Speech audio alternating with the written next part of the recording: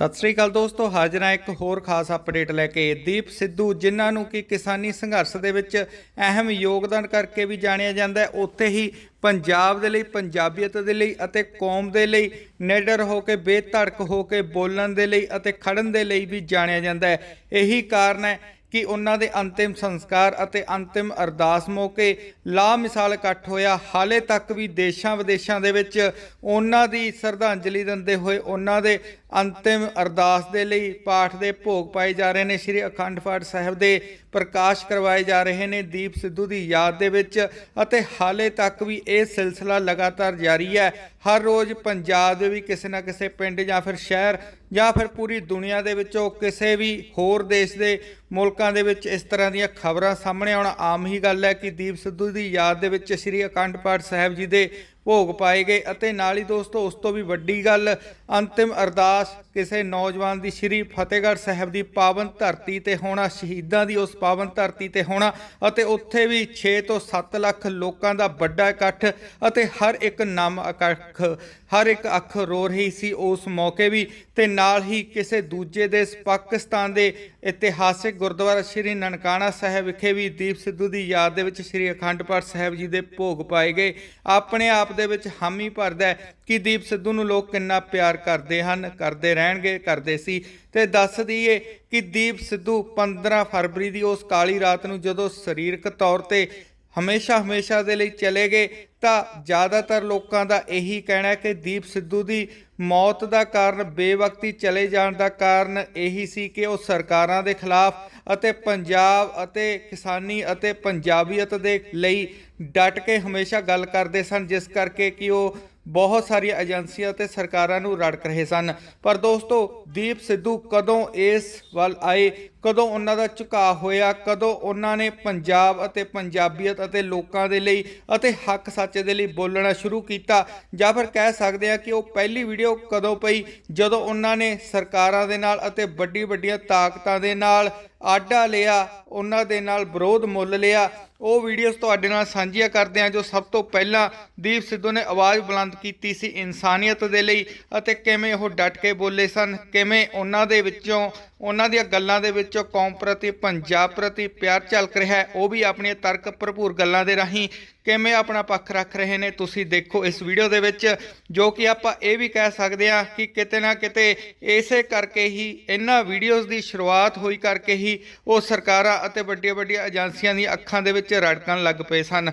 तुहाडा इस बारे की कहना है कि दीप सिद्धू की मौत का कारण, उन्हां दे बेवकती चले जाण दा कारण यही सी कि वो पंजाब दे लई, पंजाबीयत दे लई अते कौम दे लई निडर होकर, बेधड़क होकर, बिना किसी डर तो बोलते सन। कमेंट जरूर करना। तो नवें दोस्त हर एक अपडेट के लिए, हर एक ताज़ा खबर के लिए जरूर चैनल को सबसक्राइब करके नोटिफिकेशन बैल ऑन कर लेना। सो देखो तुसी back to back Deep Sidhu दी पहलियां ये वीडियोज़। सत श्री अकाल जी। मैं यकीन करदा ते आस करदा भी तुसी सारे तंदुरुस्त होवोगे ते चढ़दी कला च होवोगे।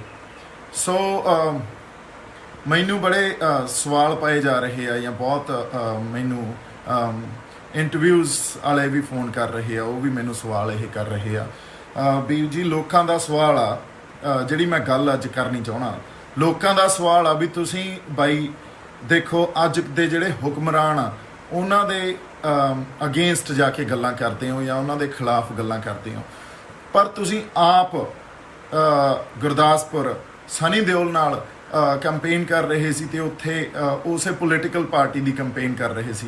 इहदा मैं जवाब तुहानूं एक गल दे इस गल का देना चाहना। जवाब इहदा यह है जी, जदों कोई साडा परिवारक मैंबर, साडा भरा इस गल का डिसीजन ले लैंदा भी जी असीं इलैक्शन लड़ने आ, सो इलैक्शन लड़ने आ, उदों बाद ये डिसीजन लिया जाता भी मेरी तो बई हुण जान धड़दी लग गई, इज्जत का सवाल आ, तो साडे वर्गे बंदिआं नूं नाल खड़ना पैंदा।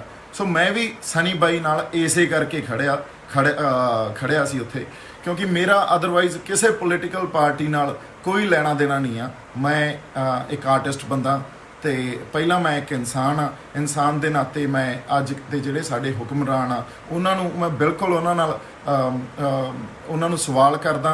उन्हां नूं सवाल इस करके करदा बिकॉज कुछ चीज़ां सानूं साडे समाज जिहड़ियां नहीं चंगियां लगदियां, ਅਸੀਂ ਆਪਦੇ ਅੰਦਰ ਦੇ ਇਨਕਲਾਬ ਨੂੰ ਤਾਂ ਨਹੀਂ ਮਾਰ ਸਕਦੇ, ਆਪਦੇ ਅੰਦਰ ਦੇ ਜਿਹੜਾ ਸਾਡਾ ਕੁਝ ਸਹੀ ਤੇ ਗਲਤ ਨੂੰ ਪਰਖਣ ਦੀ ਜਿਹੜੀ ਸਾਡੇ ਕੋਲੇ ਜਿੰਨੀ ਕੁ ਜਾਂਚ ਆ ਉਹ ਉਹਨੂੰ ਖਤਮ ਨਹੀਂ ਕਰ ਸਕਦੇ ਤੇ ਚੁੱਪ ਕਰਕੇ ਨਹੀਂ ਬਹਿ ਸਕਦੇ।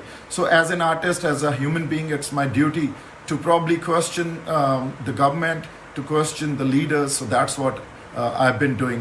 ਪਰ ਮੈਂ ਗੱਲ ਜਿਹੜੀ ਖਾਸ ਤੌਰ ਤੇ ਅੱਜ ਕਰਨਾ ਚਾਹਣਾ ਜਾਂ ਮੈਂ ਲਾਈਵ ਹੋਇਆ ਜਿਹੜੀ ਗੱਲ ਕਰਨ ਵਾਸਤੇ, ਇੱਕ ਹੋਰ ਗੱਲ ਆ ਜਿਹੜੀ ਬੜੀ ਜ਼ਰੂਰੀ ਗੱਲ ਆ। ਉਹ ਜ਼ਰੂਰੀ ਗੱਲ ਆ, ਮੈਂ ਕੁਝ ਚੀਜ਼ਾਂ ਨੋਟ ਕਰ ਰਿਹਾ ਸੀ। ਮੇਰਾ ਇੱਕ ਬੰਬੇ ਦਾ ਇੱਥੋਂ ਦਾ ਨਾ ਕੁਝ ਫਰੈਂਡਸ ਦਾ ਗਰੁੱਪ ਆ, ਉਸ ਗਰੁੱਪ 'ਚ ਇੱਕ ਮੈਸੇਜ ਆਇਆ, ਕਹਿੰਦਾ ਦੇਖੋ ਜੀ ਅਫਗਾਨਿਸਤਾਨ 'ਚ ਸਿੱਖਾਂ ਨੂੰ ਮਾਰਿਆ ਤੇ ਇਸੇ ਕਰਕੇ ਅਸੀਂ ਜਿਹੜਾ ਆ ਸਿਟੀਜ਼ਨਸ਼ਿਪ ਬਿੱਲ 'ਚ ਅਮੈਂਡਮੈਂਟ ਸੀ ਜਾਂ NRC, ਇਸੇ ਕਰਕੇ ਅਸੀਂ ਪ੍ਰਪੋਜ਼ ਕਰ ਰਹੇ ਸੀ। ਹੁਣ ਮੈਨੂੰ ਬੜਾ ਗੁੱਸਾ ਆਇਆ ਇਸ ਗੱਲ ਤੇ। ਮੈਂ ਉਹਨੂੰ ਕਿਹਾ ਬਾਈ ਜੀ ਗੱਲ ਸੁਣ ਲਓ, ਸਾਡੇ ਪਰਿਵਾਰ ਦੇ ਸਾਡੇ ਬੰਦੇ ਮਰ ਗਏ, ਤੁਸੀਂ ਸਾਡੇ ਕੋਲੇ ਆ ਕੇ ਪਹਿਲੀ ਗੱਲ ਤਾਂ ਇਹ ਕਰੋ ਵੀ ਜੀ ਸਾਨੂੰ ਬਹੁਤ ਦੁੱਖ ਆ ਇਸ ਗੱਲ ਦਾ ਵੀ ਤੁਹਾਡੇ ਬੰਦਿਆਂ ਨੂੰ ਜਾਂ ਤੁਹਾਡੇ ਪਰਿਵਾਰਕ ਮੈਂਬਰਾਂ ਨੂੰ ਉੱਥੇ ਇਸ ਤਰ੍ਹਾਂ ਕਿਸੇ ਨੇ ਆ ਕੇ ਮਾਰਿਆ, ਸਾਨੂੰ ਬਹੁਤ ਦੁੱਖ ਆ ਤੁਹਾਡੇ ਹੋਏ ਲਾਸ ਦਾ, please accept our condolences. So ਇਹ ਗੱਲ ਨਹੀਂ ਕੀਤੀ ਜਾਂਦੀ, ਗੱਲ ਇਹ ਕੀਤੀ ਜਾਂਦੀ ਹੈ ਵੀ ਦੇਖੋ ਜੀ ਇਸ ਕਰਕੇ ਅਸੀਂ ਆਹ ਬਿੱਲ ਪ੍ਰਪੋਜ਼ ਕਰ ਰਹੇ ਸੀ।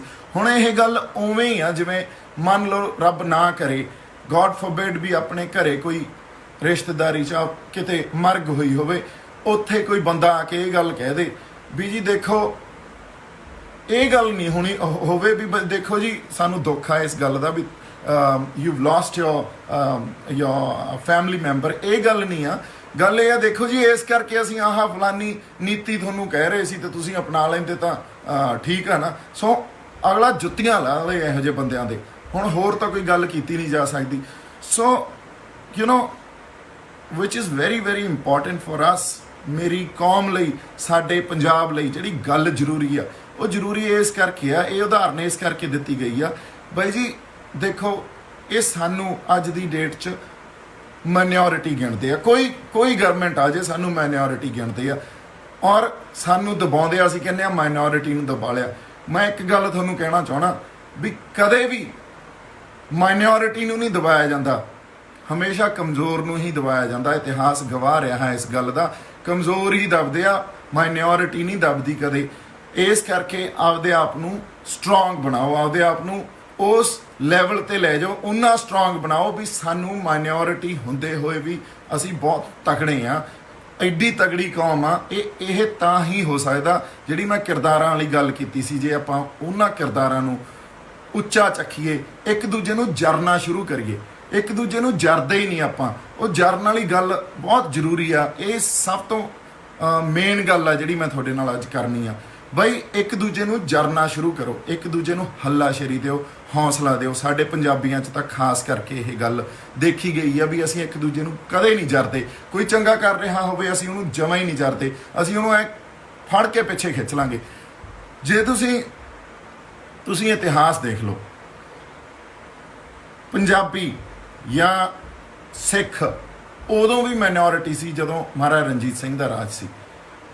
ਉਸ ਮਾਈਨੋਰਿਟੀ ਨੇ ਆਪਦੇ ਆਪ ਨੂੰ ਉਹਨਾਂ ਤਕੜਾ ਕੀਤਾ। ਉਦੋਂ ਮਹਾਰਾਜਾ ਰਣਜੀਤ ਸਿੰਘ ਤੇ ਹਰੀ ਸਿੰਘ ਨਲੂਆ ਵੀ ਇੱਕ ਦੂਜੇ ਨੂੰ ਜਰਦੇ ਸੀ, ਕਿਉਂਕਿ ਹਰੀ ਸਿੰਘ ਨਲੂਆ ਵੀ ਓਡਾ ਹੀ ਬੰਦਾ ਸੀ ਸਿੱਖ ਰਾਜ 'ਚ ਜਿੱਡਾ ਮਹਾਰਾਜਾ ਸੀ। ਜਾਂ ਸ਼ਾਮ ਸਿੰਘ ਅਟਾਰੀ ਵਾਲਾ ਤੇ ਮਹਾਰਾਜਾ ਵੀ ਇੱਕ ਦੂਜੇ ਨੂੰ ਜਰਦੇ ਸੀ। ਜਾਂ ਇਹ ਸਾਰੇ ਬੰਦੇ, ਜਾਂ ਤੁਸੀਂ ਇਹ ਗੱਲ ਸੁਣ ਲਓ ਵੀ ਆਪਣਾ ਦੀਵਾਨ ਮੋਹਕਮ ਚੰਦ ਜਾਂ ਆਪਣਾ ਅਕਾਲੀ ਫੂਲਾ ਸਿੰਘ, ਹਨਾ, ਇਹ ਸਾਰੇ ਬੰਦੇ ਇੱਕ ਦੂਜੇ ਨੂੰ ਜਰਦੇ ਸੀ, ਇਕੱਠੇ ਸੀ। ਜਦੋਂ ਇਕੱਠੇ ਸੀ ਤਾਂ ਫਿਰ ਖਾਲਸਾ ਰਾਜ ਸੀ। ਜਦੋਂ ਆਪਾਂ ਇੱਕ ਦੂਜੇ ਨੂੰ ਜਰਨਾ ਬੰਦ ਕਰਤਾ, ਛੱਡ ਗਏ, ਉਦੋਂ ਤੋਂ ਸਾਡੀਆਂ ਪ੍ਰੋਬਲਮਸ, ਸਾਡੀਆਂ ਕਮਜ਼ੋਰੀਆਂ ਲੋਕਾਂ ਦੇ ਸਾਹਮਣੇ ਆਉਣੀਆਂ ਸ਼ੁਰੂ ਹੋ ਗਈਆਂ। ਤੇ ਅਸੀਂ ਦੇਖ ਲਓ ਅੱਜ ਤੁਹਾਡੇ ਸਾਹਮਣੇ ਆ ਵੀ ਸਾਨੂੰ ਇਹ ਕਿਹਾ ਜਾਂਦਾ ਤੁਸੀਂ ਮਾਈਨੋਰਿਟੀ ਹੋ ਤੇ ਤੁਹਾਨੂੰ ਅਸੀਂ ਉਸੇ ਤਰ੍ਹਾਂ ਟਰੀਟ ਕਰਾਂਗੇ। ਤੇ ਗੱਲ ਮਾਈਨੋਰਿਟੀ ਦੀ ਨਹੀਂ ਹੁੰਦੀ, ਗੱਲ ਕਮਜ਼ੋਰ ਬੰਦੇ ਦੀ ਹੁੰਦੀ ਆ। ਜਿਹੜਾ ਬੰਦਾ ਕਮਜ਼ੋਰ ਆ ਬਾਈ ਉਹਨੂੰ ਦਬਾਇਆ ਹੀ ਜਾਂਦਾ। ਇਹ ਹਿਊਮਨ ਟੈਂਡੈਂਸੀ ਆ, ਇਹ ਇੱਕ ਇਤਿਹਾਸ ਆ, ਬਸ ਇਹਨੂੰ ਐਂ ਮਿਥ ਲਓ ਤੁਸੀਂ। ਇਸ ਕਰਕੇ ਇੱਕ ਦੂਜੇ ਨੂੰ ਜਰਨਾ ਸ਼ੁਰੂ ਕਰੋ। ਇਹਦੀ ਮੈਂ ਹੋਰ ਇੱਕ ਐਗਜ਼ਾਮਪਲ ਦੇਣਾ ਤੁਹਾਨੂੰ। ਦੇਖੋ ਕੋਈ ਵੀ ਬੰਦਾ ਅੱਜ ਦੀ ਡੇਟ 'ਚ ਸਕਸੈਸਫੁਲ ਆ, success is never a fluke, it's never a fluke. Success ਇਹੋ ਜਿਹੀ ਚੀਜ਼ ਆ ਜਿਹੜੀ ਕੋਈ ਤੁੱਕਾ ਨਹੀਂ ਹੁੰਦੀ, ਉਹਦੇ ਪਿੱਛੇ ਉਹਨਾਂ ਨੇ ਬੜੀ ਜਦੋਜਹਿਦ ਕੀਤੀ ਹੁੰਦੀ ਆ, ਬੜੀ ਮਿਹਨਤ ਕੀਤੀ ਹੁੰਦੀ ਆ ਕੋਈ ਵੀ ਬੰਦਾ। ਇਸ ਕਰਕੇ ਹਮੇਸ਼ਾ ਸਕਸੈਸਫੁਲ ਬੰਦੇ ਨੂੰ ਧਿਆਨ ਨਾਲ ਦੇਖੋ, ਉਹਨੇ ਕੁਛ ਨਾ ਕੁਛ ਤਾਂ ਉਹਦੇ 'ਚ ਖੁਸ਼ਬੂ ਹੈ। ਅੱਜ ਦੀ ਡੇਟ 'ਚ ਉਹੀ ਗੱਲ ਰਾਜ ਕਰਨ ਵਾਲੀ ਗੱਲ ਆ। ਅੱਜ ਦੀ ਡੇਟ 'ਚ ਜੇ ਮੋਦੀ ਰਾਜ ਕਰ ਰਿਹਾ ਨਾ, ਤਾਂ ਅਮਿਤ ਸ਼ਾਹ ਤੇ ਮੋਦੀ ਵੀ ਇੱਕ ਦੂਜੇ ਨੂੰ ਜਰ ਰਹੇ ਆ ਤੇ ਉਹ ਰਾਜ ਕਰੀ ਜਾਂਦੇ ਆ। ਜਦੋਂ ਕਾਂਗਰਸ ਸਰਦਾਰ ਮਨਮੋਹਨ ਸਿੰਘ ਪ੍ਰਾਈਮ ਮਿਨਿਸਟਰ ਸੀ, ਉਹਨਾਂ ਨੇ ਰਾਜ ਕੀਤਾ, ਉਦੋਂ ਸੋਨੀਆ ਗਾਂਧੀ ਤੇ ਮਨਮੋਹਨ ਸਿੰਘ ਵੀ ਇੱਕ ਦੂਜੇ ਨੂੰ ਜਰਦੇ ਸੀ ਤੇ ਉਹ ਰਾਜ ਕਰ ਗਏ। ਸੋ ਇੱਕ ਦੂਜੇ ਨੂੰ ਜਰਨਾ ਬਹੁਤ ਜ਼ਰੂਰੀ ਆ ਬਾਈ ਜੀ। ਜੇ ਮੈਂ ਕੋਈ ਗੱਲਾਂ ਕਹਿਤੀਆਂ, I am nobody, I am not a perfect guy, so but ਮੇਰੀਆਂ ਗੱਲਾਂ ਨੂੰ ਤੁਸੀਂ ਮੈਨੂੰ ਖਿੱਚ ਕੇ ਐਨ ਥੱਲੇ ਨਾ ਖਿੱਚੋ ਵੀ ਆ ਲਓ ਜੀ ਤੁਸੀਂ ਤਾਂ ਆਪ ਫਿਰਦੇ ਸੀ ਜੀ ਸਨੀ ਦਿਓਲ ਦੇ ਨਾਲ, ਤੁਸੀਂ ਕੀ ਗੱਲਾਂ ਕਰਦੇ ਹੋ। ਨਹੀਂ, ਗੱਲ ਉਹ ਕੁਝ ਵੱਖਰੀ ਸੀ। ਮੇਰੀ ਜ਼ਿੰਦਗੀ ਪਹਿਲਾਂ ਤਾਂ ਜੱਜਮੈਂਟਲ ਨਾ ਹੋ। ਅਗਲੀ ਗੱਲ ਇਹ ਆ ਵੀ ਇੱਕ ਦੂਜੇ ਨੂੰ ਜਰੋ, ਹੌਸਲਾ ਅਫਜ਼ਾਈ ਕਰੋ, ਇੱਕ ਦੂਜੇ ਨੂੰ ਹਾਲਾਸ਼ੇਰੀ ਦਿਓ, ਇੱਕ ਦੂਜੇ ਦੀ ਪਿੱਠ ਥਪਥਪਾਓ ਬਾਈ, ਤਾਂ ਹੀ ਆਪਾਂ ਕੁਝ ਕਰ ਪਾਵਾਂਗੇ, ਤਾਂ ਹੀ ਇਕੱਠੇ ਹੋ ਕੇ ਕੁਝ ਨਾ ਕੁਝ ਕਰ ਪਾਵਾਂਗੇ। ਨਹੀਂ ਤਾਂ ਮਿਨੋਰਿਟੀ ਬਣ ਕੇ, ਜਾਂ ਮਿਨੋਰਿਟੀ ਦੀ ਦੂਜੀ ਜਿਹੜੀ ਡੈਫੀਨੇਸ਼ਨ ਆ, ਜਦੋਂ ਇੱਕ ਦੂਜੇ ਨੂੰ ਜਰਦੇ ਨਹੀਂ, ਕਮਜ਼ੋਰ ਹੋ ਕੇ ਰਹਿ ਜਾਾਂਗੇ। So therefore I think it's very important for us to probably tolerate each other. It's important for us to understand each other. It's important for us to probably, encourage each other. Because if you'll ever see me as a human being, I will never put anybody down. I'll never bring anybody down. I'll always encourage people. So ਇਹਦਾ ਤਰਜਮਾ ਹੁਣ ਜਿਹਨੇ ਕਰਨਾ ਆਪੇ ਕਰ ਲਿਓ, ਕਿਉਂਕਿ ਮੈਂ ਜਦੋਂ ਅੰਗਰੇਜ਼ੀ ਬੋਲਣ ਲੱਗ ਜਾਣਾ ਉਦੋਂ ਕੋਈ ਇਹ ਗੱਲਾਂ ਕਹਿਣ ਲੱਗ ਜਾਂਦੇ ਆ, ਬਾਈ ਜੀ ਪੰਜਾਬੀ ਬੋਲਿਆ ਕਰੋ। ਜੇ ਮਾੜੀ ਮੋਟੀ ਜੇ ਪੰਜਾਬੀ ਬੋਲਦੇ ਆ ਤਾਂ ਕਈ ਵਿੱਚੋਂ ਦੀ ਗੱਲਾਂ ਇਹ ਆ ਜਾਂਦੀਆਂ, ਬਾਈ ਜੀ ਅੰਗਰੇਜ਼ੀ ਤੁਹਾਡੀ ਤੁਸੀਂ ਨਾ ਬੋਲਿਆ ਕਰੋ ਜੀ, ਐਂ ਨਾ ਕਰਿਆ ਕਰੋ ਜੀ, ਸੋ ਜਾਂ ਬੋਲਿਆ ਕਰੋ ਜੀ। ਸੋ ਕਿਸੇ ਪਾਸੇ ਹੀ ਨਹੀਂ ਛੱਡਦੇ। ਸੋ ਐਨੀਵੇਜ਼ ਇਹ ਜਿਹੜੀ ਮੈਂ ਤੁਹਾਡੇ ਨਾਲ ਗੱਲ ਕਰਨੀ ਸੀ, ਉਹ ਗੱਲ ਇਹ ਬਹੁਤ ਜ਼ਰੂਰੀ ਸੀ ਜੀ ਵੀ ਤੁਸੀਂ ਮਾਈਨੋਰਿਟੀ ਨਹੀਂ ਹੋ, ਤੁਸੀਂ ਕਮਜ਼ੋਰ ਹੋ। ਤੁਸੀਂ ਦਾ ਮਤਲਬ ਅਸੀਂ ਕਮਜ਼ੋਰ ਆ, ਤੇ ਉਹ ਕਮਜ਼ੋਰੀਆਂ ਨੂੰ ਸਮਝ ਕੇ ਅਸੀਂ ਆਪਦੇ ਆਪ ਨੂੰ ਤਗੜਾ ਕਰੀਏ, ਇੱਕ ਦੂਜੇ ਨੂੰ ਜਰਨਾ ਸ਼ੁਰੂ ਕਰੀਏ। ਜੇ ਜਰਾਂਗੇ ਇੱਕ ਦੂਜੇ ਨੂੰ ਬਾਈ, ਫੇਰ ਹੀ ਤਗੜੇ ਹੋਵਾਂਗੇ, ਕਿਉਂਕਿ ਹੱਥ ਨੂੰ ਹੱਥ ਆ। ਸੋ ਇਹ ਗੱਲਾਂ ਜਿਹੜੀਆਂ ਬੜੀਆਂ ਜ਼ਰੂਰੀ ਆ। ਇਹ ਗੱਲਾਂ ਮੈਂ ਵੀ ਮੰਨ ਲਓ ਵੀ ਸਾਡੇ ਇਤਿਹਾਸ ਤੋਂ ਸਿੱਖੀਆਂ ਜਾਂ ਸਾਡੇ ਬਜ਼ੁਰਗਾਂ ਤੋਂ ਸਿੱਖੀਆਂ, ਪਰ ਇਹ ਗੱਲਾਂ ਪਹਿਲਾਂ ਸਾਡੀ ਕੌਮ 'ਚ ਸੀਗੀਆਂ। ਅਸੀਂ ਇੱਕ ਦੂਜੇ ਨੂੰ ਜਰਦੇ ਵੀ ਸੀ, ਅਸੀਂ ਇੱਕ ਦੂਜੇ ਨੂੰ ਹੱਲਾਸ਼ੇਰੀ ਵੀ ਦਿੰਦੇ ਸੀ।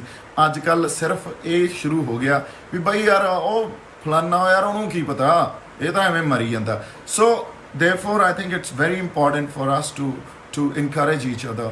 So it's very important. ਬਾਕੀ ਜਿਹੜੀਆਂ ਗੱਲਾਂ ਹੁੰਦੀਆਂ ਨਾ ਵੀ ਕਿਸੇ ਨੈਗੇਟਿਵਿਟੀ, ਬਹੁਤ ਮਾੜੀ ਗੱਲ ਆ ਜਿਹੜੀ ਨੈਗੇਟਿਵਿਟੀ ਹੈ ਨਾ ਜ਼ਿੰਦਗੀ 'ਚ, ਉਹ ਤੁਹਾਨੂੰ ਕਦੇ ਕਿਸੇ ਨੂੰ ਵੀ ਨਹੀਂ ਅੱਗੇ ਲਿਜਾ ਸਕਦੀ। ਸੋ ਇਹ ਨਾ ਸੋਚੋ ਵੀ ਬਾਈ ਜੀ ਤੁਸੀਂ ਇਹ ਗੱਲ ਕਹੀ ਸੀ, ਇਹਦੀ ਇੱਕ ਗੱਲ ਐ ਸੀ, ਨਹੀਂ ਬਾਈ ਉਹਦਾ ਇੱਕ ਗੱਲ ਐ ਹੋ ਸਕਦੀ ਆ, ਪਰ ਮੈਂ ਤੁਹਾਨੂੰ ਜਿਹੜੀ ਗੱਲ ਕਰਨ ਦੀ ਕੋਸ਼ਿਸ਼ ਕਰ ਰਿਹਾ, ਅਸੀਂ ਹੁਕਮਰਾਨਾਂ ਦੇ ਅਗੇਂਸਟ ਆ। ਜੇ ਹੁਕਮਰਾਨ ਸਹੀ ਕੰਮ ਨਹੀਂ ਕਰਦੇ, ਅਸੀਂ ਉਹਨਾਂ ਦੇ ਅਗੇਂਸਟ ਆ। ਕਿਸੇ ਪੋਲੀਟੀਕਲ ਪਾਰਟੀ ਨੂੰ ਟਾਰਗੇਟ ਨਹੀਂ ਕੀਤਾ ਜਾਂਦਾ, ਜਾਂ ਕਿਸੇ ਪਰਟੀਕੂਲਰ ਬੰਦੇ ਨੂੰ ਟਾਰਗੇਟ ਨਹੀਂ ਕੀਤਾ ਜਾਂਦਾ, ਕਿਉਂਕਿ ਇਹ ਸਾਡੀ ਜਾਤੀ ਦੁਸ਼ਮਣੀ ਨਹੀਂ ਆ। ਜਾਤੀ ਦੁਸ਼ਮਣੀ ਕਰਕੇ ਅਸੀਂ ਇੱਥੇ ਨਹੀਂ ਆਏ। ਜਾਤੀ ਦੁਸ਼ਮਣੀਆਂ ਆਪਾਂ ਕੱਢ ਲਾਂਗੇ ਕਿਸੇ ਜੇ ਹੋਈਆਂ, ਪਰ ਅਸੀਂ ਰੱਖਦੇ ਵੀ ਨਹੀਂ, ਕਿਉਂਕਿ ਪਹਿਲਾਂ ਤਾਂ ਐਜ਼ ਐਨ ਆਰਟਿਸਟ ਮੇਰੇ ਦਿਲ 'ਚ ਕਦੇ ਕਿਸੇ ਲਈ ਕੁਝ ਨਹੀਂ ਹੁੰਦਾ, ਹਮੇਸ਼ਾ ਸਤਿਕਾਰ ਤੇ ਪਿਆਰ ਹੀ ਹੁੰਦਾ। ਸੋ ਉਹ ਵੱਖਰੀ ਗੱਲ ਆ, ਕਦੇ ਕਦੇ ਆਪਾਂ ਗੁੱਸੇ 'ਚ, ਕਦੇ ਆਪਾਂ ਹੋ ਸਕਦਾ ਕੁਝ ਗਾਲਾਂ ਵੀ ਕੱਢ ਜਾਈਏ, ਕਿਉਂਕਿ ਇਨਸਾਨ ਆ, ਇਨਸਾਨ ਦੀ ਫਿਤਰਤ ਹੁੰਦੀ ਆ ਗੁੱਸੇ 'ਚ ਆਪਦੇ ਆਪ ਨੂੰ, ਜਜ਼ਬਾਤੀ ਬੰਦਿਆਂ ਨੂੰ ਸੰਭਾਲਣਾ ਬੜਾ ਔਖਾ ਹੁੰਦਾ। ਸੋ ਪਰ ਜਦੋਂ ਆਪਾਂ ਸਹੀ ਬੈਠੇ ਆ, then we always respect each other, we always ਆਪਣੇ ਅੰਦਰ ਇੱਕ ਜਿਹੜਾ ਅਦਬ ਤੇ ਸਤਿਕਾਰ ਆ ਉਹ ਰਹਿਣਾ ਚਾਹੀਦਾ, ਇੱਕ ਦੂਜੇ ਦੇ ਪ੍ਰਤੀ ਰਹਿਣਾ ਚਾਹੀਦਾ, ਸਾਡੀ ਬੋਲੀ 'ਚ ਬੜੀ ਮਿਠਾਸ ਰਹਿਣੀ ਚਾਹੀਦੀ ਆ। So that's all I wanted to say. ਮੇਰਾ ਮੇਨ ਤੁਹਾਡੇ ਨਾਲ ਗੱਲਾਂ ਬਾਤਾਂ ਕਰਨ ਦਾ ਮਕਸਦ ਹੀ ਇਹ ਹੁੰਦਾ ਵੀ ਆਪਾਂ ਆਪਦੇ ਦਿਲ ਦੀਆਂ ਦੋ ਚਾਰ ਗੱਲਾਂ ਸਾਂਝੀਆਂ ਕਰ ਲਈਏ, ਕਿਉਂਕਿ ਮੈਂ ਕੋਈ ਸੋਸ਼ਲ ਵਰਕਰ ਨਹੀਂ ਆ। ਮੈਂ ਇਸ ਕਰਕੇ ਨਹੀਂ, ਮੈਂ ਅੱਜ ਵੀ ਜੇ ਕਿਸੇ ਦੀ ਦੋ ਚਾਰ ਪਰਿਵਾਰਾਂ ਨੂੰ ਮਿਲ ਕੇ ਉਹਨਾਂ ਦੀ ਹੈਲਪ ਕਰਕੇ ਆਇਆ, ਉਹਨਾਂ ਨੂੰ ਪੈਸੇ ਦੇ ਦਈਏ ਜਾਂ ਉਹਨਾਂ ਨੂੰ ਰਾਸ਼ਨ ਦੇ ਦਈਏ, ਪਰ ਮੈਂ ਉਹ ਫੋਟੋਆਂ ਖਿਚਾ ਕੇ ਫੋਟੋਆਂ ਪਾਉਣ ਵਾਲਾ ਬੰਦਾ ਨਹੀਂ ਆ। ਮੈਂ ਕਿਸੇ ਨੂੰ ਪ੍ਰੂਵ ਨਹੀਂ ਕਰਨਾ ਵੀ ਦੇਖੋ ਜੀ ਮੈਂ ਸੋਸ਼ਲ ਵਰਕ ਕਰ ਰਿਹਾ, ਉਹ ਕੋਈ ਸੋਸ਼ਲ ਵਰਕ ਵੀ ਨਹੀਂ ਆ। ਸੋਸ਼ਲ ਵਰਕ ਮੈਨੂੰ ਐਂ ਲੱਗਦਾ ਬਹੁਤ ਵੱਡੇ ਲੈਵਲ 'ਤੇ ਹੋਣਾ ਚਾਹੀਦਾ, ਜਾਂ ਆਪਾਂ ਕਰਾਂਗੇ ਪਹਿਲਾਂ ਤਾਂ ਇੱਕ ਚੰਗੇ ਇਨਸਾਨ ਬਣ ਜਾਈਏ, ਆਰਟਿਸਟ ਬਣ ਜਾਈਏ, ਹੈ ਨਾ। ਉਸ ਤੋਂ ਬਾਅਦ ਉਸ ਲੈਵਲ 'ਤੇ ਪਹੁੰਚਾਂਗੇ ਜਦੋਂ ਆਪਾਂ ਸੋਸ਼ਲ ਵਰਕ ਉਸ ਲੈਵਲ ਦਾ ਕਰਨ ਜੋਗੇ ਹੋਈਏ, ਰੱਬ ਕਰੇ ਉਦੋਂ ਸੋਸ਼ਲ ਵਰਕ ਵੀ ਕਰਾਂਗੇ। So I am not a social worker, I am just a human being and I am just sharing my thoughts with you guys. So that's all. I have no probably intention to put anybody down. I respect you guys. I love you guys. God bless you. ਜਿਉਂਦੇ ਵਸਦੇ ਰਹੋ। ਸਤਿ ਸ਼੍ਰੀ ਅਕਾਲ।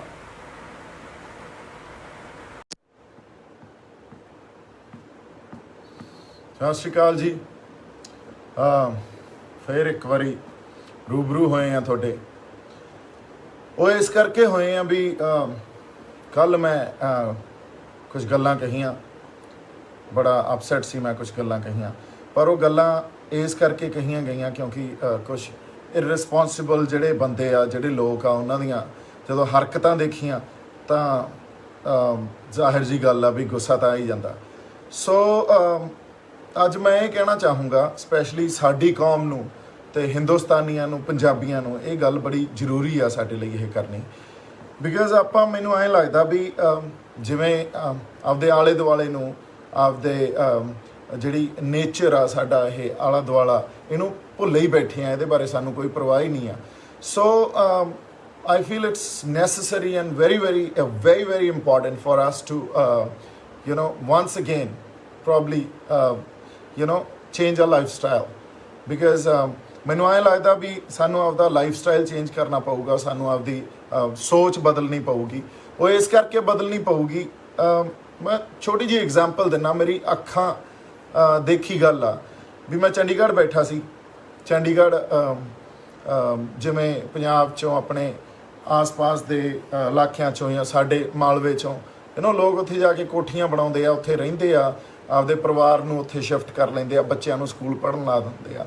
ਸੋ ਮੈਂ ਤੁਹਾਨੂੰ ਸ਼ਹਿਰਾਂ ਦੀ ਗੱਲ ਦੱਸਦਾ। ਪਿੰਡ ਵਾਲੇ, ਮੈਨੂੰ ਲੱਗਦਾ ਪਿੰਡਾਂ ਵਾਲੇ ਜ਼ਿਆਦਾ ਸਮਝਦਾਰ ਅਤੇ ਸੂਝਵਾਨ ਲੋਕ ਆ, ਪਰ ਸ਼ਹਿਰਾਂ ਵਾਲਿਆਂ ਦਾ ਜਿਹੜੀ ਗੱਲ ਆ ਨਾ, ਆਵਾ ਹੀ ਉੱਤਿਆ ਪਿਆ। ਸੋ ਐਂ ਕਿਵੇਂ ਉੱਤਿਆ ਪਿਆ ਉਹ ਗੱਲ ਮੈਂ ਤੁਹਾਨੂੰ ਦੱਸਦਾ। ਸੋ ਮੈਂ ਚੰਡੀਗੜ੍ਹ ਬੈਠਾ ਅਤੇ ਬਾਹਰ ਬੈਲ ਵੱਜੀ, ਅਤੇ ਜਿਹੜੇ ਸੱਜਣ ਜਿਨ੍ਹਾਂ ਦੇ ਘਰੇ ਬੈਠਾ ਸੀ, ਉਹਨਾਂ ਦਾ ਨਾਂ ਨਹੀਂ ਲੈਂਦਾ, ਐਵੇਂ ਕਹਿਣਗੇ ਵੀ ਤਵਾ ਹੀ ਲਾਤਾ ਸਾਡੇ 'ਤੇ। ਸੋ ਮੈਂ ਉਹਨਾਂ ਦੇ ਘਰੇ ਬੈਠਾ ਸੀ, ਉਹ ਉਹਨਾਂ ਦਾ ਜਿਹੜਾ ਘਰੇ ਕੰਮ ਕਰਦਾ ਸੀ ਮੁੰਡਾ, ਉਹਨੂੰ ਕਹਿੰਦੇ, ਉਹ ਦਿਨੇਸ਼ ਆ, ਦੇਖਿਆ ਉਹ ਕੌਣ ਆ ਬਾਹਰ? ਤਾਂ ਆਹ ਲਹਿਜ਼ਾ ਸੀ। ਤਾਂ ਉਹ ਦਿਨੇਸ਼ ਵਿਚਾਰਾ ਗਿਆ, ਉਹ ਕਹਿੰਦਾ ਜੀ ਕੋਈ ਸਾਹਿਬ ਜੀ, ਸਰਦਾਰ ਜੀ, ਤੁਹਾਨੂੰ ਕੋਈ ਮਿਲਣਾ ਚਾਹੁੰਦੇ ਆ, ਕੋਈ ਨਾ NGO ਕਰੀ ਜਾਂਦੇ ਆ। ਉਹ ਕਹਿੰਦਾ ਇਹ NGO ਵਾਲੇ ਸਾਲੇ ਇੱਥੇ ਹੀ ਕਰਦੇ ਆ।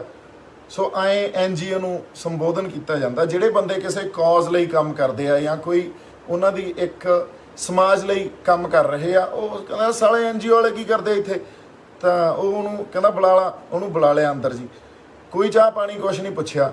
ਉਹਨੂੰ ਕਹਿੰਦੇ ਹਾਂ ਬਈ। ਉਹ ਕਹਿੰਦਾ ਜੀ ਅਸੀਂ ਨਾ ਇਨਵਾਇਰਮੈਂਟ ਦਾ, ਪਹਿਲਾਂ ਤਾਂ ਹੁਣ ਉਹਨੂੰ ਇਨਵਾਇਰਮੈਂਟ ਦਾ ਨਹੀਂ ਪਤਾ ਸੀ, ਕਹਿੰਦਾ ਜੀ ਆਹ ਤੁਹਾਡਾ ਆਲਾ ਦੁਆਲਾ ਜਿਹੜਾ, ਇਹਨੂੰ ਸਹੀ ਕਿਵੇਂ ਰੱਖਣਾ, ਇਹਦੇ ਬਾਰੇ ਜਾਣਕਾਰੀ ਦੇਣਾ ਚਾਹੁੰਦੇ ਆ। ਸੋ ਉਹ ਕਹਿੰਦਾ ਯਾਰ ਤੂੰ ਜਾ ਵੜਾ ਇੱਥੋਂ, ਕਿਤੇ ਆਪਦਾ ਨਾਂ ਆਲਾ ਦੁਆਲਾ ਖਰਾਬ ਕਰਾ ਲਈ। ਸੋ this is how we address our issues when it comes to nature। ਫਿਰ ਇੱਕ ਗੱਲ ਇਹੋ ਜਿਹੀ ਹੋਈ ਵੀ ਹੋਰ ਕਿਤੇ ਹੋਰ ਦੀ ਘਟਨਾ ਇਹ ਵੀ ਉੱਥੇ ਵੀ ਕੋਈ ਬੰਦਾ ਹੀ ਆਇਆ, ਉਹਨੇ ਆ ਕੇ ਗੱਲ ਕਹੀ ਵੀ ਬਾਈ ਜੀ ਤੁਹਾਨੂੰ ਮਿਲਣਾ ਜੀ, ਸਾਡੀ ਇੱਕ ਸੰਸਥਾ ਉਹ ਕੰਮ ਕਰਦੀ ਆ ਮਦਰ ਨੇਚਰ ਲਈ। ਉਹ ਕਹਿੰਦਾ ਸਾਲਿਆ ਸਾਡੇ ਤੋਂ ਸਾਡੀ ਬੁੜੀ ਤਾਂ ਪਿੰਡ ਬੈਠੀ ਆ, ਸੰਭਾਲੀ ਨਹੀਂ ਜਾਂਦੀ, ਅਸੀਂ ਤੁਹਾਡੀ ਹੋਰ ਕਿਹੜੀ ਮਦਰ ਨੂੰ ਸੰਭਾਲਾਂਗੇ। ਸੋ ਐਂ ਗੱਲਾਂ ਦਾ ਜਵਾਬ ਦਿੱਤਾ ਜਾਂਦਾ। ਇਹ ਸਾਡੀ ਪੰਜਾਬੀਅਤ ਜਾਂ ਸਾਡੀ ਮਾਨਸਿਕਤਾ ਐਂ ਹੋਈ ਪਈ ਆ, ਜਿਹੜੀ ਮੈਨੂੰ ਨਹੀਂ ਲੱਗਦਾ ਪਹਿਲਾਂ ਐਂ ਕਦੇ ਸੀ। ਅਤੇ ਕਹਿੰਦਾ ਉਹਨੂੰ 15 ਵਾਰੀ ਕਿਹਾ ਸਾਡੇ ਵਾਲੀ ਬੁੜੀ ਨੂੰ ਵੀ ਤੂੰ ਆ ਕੇ ਸਾਡੇ ਨਾਲ ਰਹਿਣ ਲੱਗ ਜਾ, ਕਹਿੰਦਾ ਉਹ ਪਿੰਡ ਨਹੀਂ ਛੱਡਦੀ। ਅਤੇ ਉਦੋਂ ਨੂੰ ਇਹ ਸੱਜਣ ਕਿਤੇ ਪਰੌਂਠੇ ਖਾਈ ਜਾਂਦੇ ਸੀ, ਉਹ ਕਹਿੰਦਾ ਉਹ ਤੂੰ ਸਾਲਿਆ ਪਰੌਂਠੇ ਸੁੱਕੇ ਹੀ ਦੇ ਗਿਆ ਓਏ। ਉਹ ਕਹਿੰਦਾ ਜੀ ਮੱਖਣ ਹੈ ਨਹੀਂ। ਕਹਿੰਦਾ ਕਿਵੇਂ ਪਿੰਡੋਂ ਦੁੱਧ ਨਹੀਂ ਆਇਆ ਵੀ ਇਹਨੂੰ ਪੁੱਛਣ ਵਾਲਾ ਹੋਵੇ ਵੀ ਜੇ ਪਿੰਡੋਂ ਆਪਦੀ ਮਾਂ ਨੂੰ ਹੀ ਇੱਥੇ ਲੈ ਆਇਆ ਅਤੇ ਮੁੜ ਕੇ ਤੇਰੀ ਮੋਗੇ ਵਾਲੀ ਭੂਆ ਦੇ ਮੁੰਡੇ ਨੇ ਮੱਖਣ ਭੇਜਣਾ ਤੈਨੂੰ ਜਾਂ ਦੁੱਧ ਭੇਜਣਾ। ਸੋ ਮਾਈ ਪੁਆਇੰਟ ਇਜ਼ ਦੈਟ ਇਹਦੇ ਤੋਂ ਸਾਨੂੰ ਨਾ ਇਨਸੈਂਸਿਟਿਵਨੈਸ ਆ ਜਿਹੜੀ ਉਹ ਦਿਖਦੀ ਆ ਵੀ ਸਾਡੇ ਆਲੇ ਦੁਆਲੇ ਲਈ ਜਾਂ ਇਸ ਮਦਰ ਨੇਚਰ ਲਈ ਅਸੀਂ ਇੰਨੇ ਕੁ ਜ਼ਿਆਦਾ ਇਨਸੈਂਸਿਟਿਵ ਹੋ ਚੁੱਕੇ ਹਾਂ, ਸਾਨੂੰ ਕੋਈ ਫਰਕ ਨਹੀਂ ਪੈਂਦਾ। ਅਸੀਂ ਜਿਵੇਂ ਮਰਜ਼ੀ ਫੋਰ ਗ੍ਰਾਂਟਡ ਲੈ ਕੇ ਰਹਿੰਦੇ ਹਾਂ ਚੀਜ਼ਾਂ ਨੂੰ। ਤਾਂ ਜੇ ਆਪਾਂ ਨਹੀਂ ਸੁਧਰੇ, ਜੇ ਆਪਣਾ ਆਲਾ ਦੁਆਲਾ ਦਾ ਖਿਆਲ ਅਸੀਂ ਨਹੀਂ ਕੀਤਾ ਜਾਂ ਨੇਚਰ ਦਾ ਖਿਆਲ ਅਸੀਂ ਨਹੀਂ ਕੀਤਾ, ਇਹ ਮਹਾਮਾਰੀ ਤਾਂ ਹਜੇ ਸਿਰਫ ਇੱਕ ਬਿਗਿਨਿੰਗ ਆ, ਹਜੇ ਬੜੀਆਂ ਵੱਡੀਆਂ ਗੱਲਾਂ ਗੱਲਾਂ ਹੋ ਸਕਦੀਆਂ। ਸੋ ਤੁਸੀਂ ਸਾਰੇ ਪਲੀਜ਼ ਇਹ ਜਿਹੜੀ ਮੇਰਾ ਸੰਦੇਸ਼ ਆ ਜਾਂ ਆਪਦੇ ਰਾਹੀਂ ਕਿਸੇ ਨਾ ਕਿਸੇ ਆਪਦੇ ਮਿੱਤਰ ਯਾਰ ਬੇਲੀਆਂ ਤੱਕ ਪਹੁੰਚਾਓ। So it's very important for us to be more aware, very important for us to be responsible. So ਜੇ ਅਸੀਂ ਇਹ ਨਹੀਂ ਕਰਾਂਗੇ ਕੰਮ ਤਾਂ ਜਿਹੜੀਆਂ ਚੀਜ਼ਾਂ ਅਸੀਂ ਜਿਹੜੀ ਫਰੀडम ਨੂੰ ਅਸੀਂ ਫॉर ਗ੍ਰਾਂਟਡ ਲੈ ਰੱਖਿਆ, ਆਹ ਦੇਖ ਲਓ ਹੁਣ ਤੁਸੀਂ ਆ ਮੋਦੀ ਨੇ ਵਜਾ ਲਈਆਂ ਤਾਲੀਆਂ, ਹੁਣ ਸਾਰਾ ਪੰਜਾਬ 'ਚ ਕਰਫਿਊ ਲਗਾ ਕੇ ਬਹਿ ਗਏ। ਸੋ ਕੋਈ ਕਿਸੇ ਨੂੰ ਸਮਝ ਨਹੀਂ ਆ, ਇਹ ਸਮਝ ਦੇਣੀ ਪੈਣੀ ਆ, ਇਹਨਾਂ ਨੂੰ ਸਮਝਾਉਣਾ ਪੈਣਾ। ਮੇਰੇ ਹੋ ਸਕਦਾ ਮੇਰੀ ਸ਼ਬਦਾਵਲੀ ਕੱਲ ਥੋੜੀ ਜੀ ਰੁੱਖੀ ਹੋਵੇ ਜਾਂ ਮੈਂ ਕੁਝ ਇਹੋ ਜਿਹੇ ਲਫ਼ਜ਼ ਵਰਤ ਗਿਆ ਹੋਵਾਂ ਜਿਹੜੇ ਕਈ ਵਾਰੀ ਆਪਾਂ ਪਬਲਿਕ ਪਲੇਟਫਾਰਮ ਤੇ ਨਹੀਂ ਕਹਿੰਦੇ, ਪਰ ਉਹ ਹਰਕਤ ਹੀ ਇਹੋ ਜਿਹੀ ਸੀ, ਜਿਹੜੀ ਹੁੱਲੜਬਾਜ਼ੀ ਹੋਈ ਸੀ, ਉਹ ਬੜੀ ਗਲਤ ਹਰਕਤ ਸੀ। So my only request to all of you is that change your lifestyle. ਹੈ ਨਾ, ਜਿਹੜਾ ਇੱਕ ਟਰਮ ਹੁੰਦੀ ਆ, ਉਹਨੂੰ ਕਹਿੰਦੇ ਆ ਕਾਰਬਨ ਫੁੱਟਪ੍ਰਿੰਟਸ। ਸੋ ਆਪਦੇ ਕਾਰਬਨ ਫੁੱਟਪ੍ਰਿੰਟਸ ਆ ਜਿਹੜੇ, ਉਹਨੂੰ ਘੱਟ ਕਰੋ। ਇਹਦੇ ਬਾਰੇ ਪੜ੍ਹੋ, ਕਾਰਬਨ ਫੁੱਟਪ੍ਰਿੰਟਸ ਕੀ ਹੁੰਦੇ ਆ, ਉਹਨੂੰ ਘੱਟ ਕਰੋ। ਕਾਰਬਨ ਡਾਈਆਕਸਾਈਡ ਆ ਜਿਹੜੀ ਆਪਾਂ ਕਿਸੇ ਵੀ ਵਜ੍ਹਾ ਨਾਲ ਇਸ ਪਲੈਨਟ 'ਤੇ ਆਪਣੇ ਇਨਵਾਇਰਮੈਂਟ 'ਤੇ ਜਿਹੜੇ ਆਪਾਂ ਛੱਡ ਰਹੇ ਆ, ਉਹਨੂੰ ਘੱਟ ਕਰੋ। ਸੋ ਮੋਰ ਓਵਰ ਦੋ ਹੋਰ ਟਰਮਸ ਆ, ਅੰਗਰੇਜ਼ੀ ਦੀਆਂ ਟਰਮਸ ਆ, ਇੱਕ ਆ ਗ੍ਰੈਟੀਟਿਊਡ। ਉਹ ਗ੍ਰੈਟੀਟਿਊਡ ਕੀ ਹੁੰਦਾ ਇਹ ਵੀ ਸਿੱਖੋ, ਇਹ ਪੰਜਾਬੀਆਂ ਨੂੰ ਤਾਂ ਖਾਸ ਕਰਕੇ ਇਹ ਸਿੱਖਣ ਦੀ ਜ਼ਰੂਰਤ ਆ। ਦੂਜੀ ਜਿਹੜੀ ਟਰਮ ਆ ਉਹ ਆ ਕੰਪੈਸ਼ਨ ਵੀ ਸਿੱਖੋ ਕੀ ਹੁੰਦਾ, ਜਿਹੜਾ ਸਾਡੇ ਦੁੱਖ ਦਰਦ ਹੁੰਦਾ ਸਾਨੂੰ ਅੰਦਰ ਆਪਦੇ ਦੂਜਿਆਂ ਪ੍ਰਤੀ। ਇਹ ਗੱਲਾਂ ਖਤਮ ਹੋ ਗਈਆਂ, ਅਸੀਂ ਸੈਲਫਿਸ਼ ਹੋ ਚੁੱਕੇ ਹਾਂ, ਅਸੀਂ ਬਹੁਤ ਜ਼ਿਆਦਾ ਸੈਲਫ ਸੈਂਟਰਡ ਹੋ ਚੁੱਕੇ ਹਾਂ, ਅਸੀਂ ਇਨਸੈਂਸਿਟਿਵ ਹੋ ਚੁੱਕੇ ਹਾਂ। ਮੈਨੂੰ ਐਂ ਲੱਗਦਾ ਕਰੋਨਾ ਵਾਇਰਸ ਦੇ ਰਾਹੀਂ ਨੇਚਰ, ਜਿਹੜੀ ਸਾਡੀ ਮਦਰ ਨੇਚਰ ਆ, ਸਾਨੂੰ ਇੱਕ ਸੁਨੇਹਾ ਭੇਜ ਰਹੀ ਆ। ਉਸ ਸੁਨੇਹੇ ਨੂੰ ਸਮਝ ਲਓ, ਸੁਣ ਲਓ। Change your life style, things will be better and we can save our planet for future generation to come.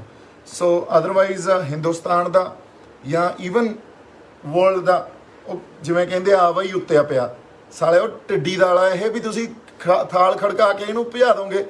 ਇਹਨਾਂ ਨੂੰ ਸਮਝਾਓ ਯਾਰ, ਇਹਨਾਂ ਨੂੰ ਸਮਝ ਆਉਣੀ ਚਾਹੀਦੀ ਆ। ਹੁਣ ਇਟਸ ਹਾਈ ਟਾਈਮ ਘਰੇ ਬਹਿ ਜਾਓ, ਆਪਦੀ ਸਿਹਤ ਦਾ, ਆਪਦੀ ਤੰਦਰੁਸਤੀ ਦਾ, ਆਪਦੇ ਪਰਿਵਾਰ ਦੀ ਤੰਦਰੁਸਤੀ ਦਾ ਧਿਆਨ ਰੱਖੋ। ਮੇਰੇ ਵੱਲੋਂ ਬਹੁਤ ਸਾਰਾ ਪਿਆਰ, ਸਤਿਕਾਰ ਤੇ ਕੱਲ੍ਹ ਲਈ ਕੋਈ ਮਾਫੀ ਨਹੀਂ। ਸਤਿ ਸ਼੍ਰੀ ਅਕਾਲ।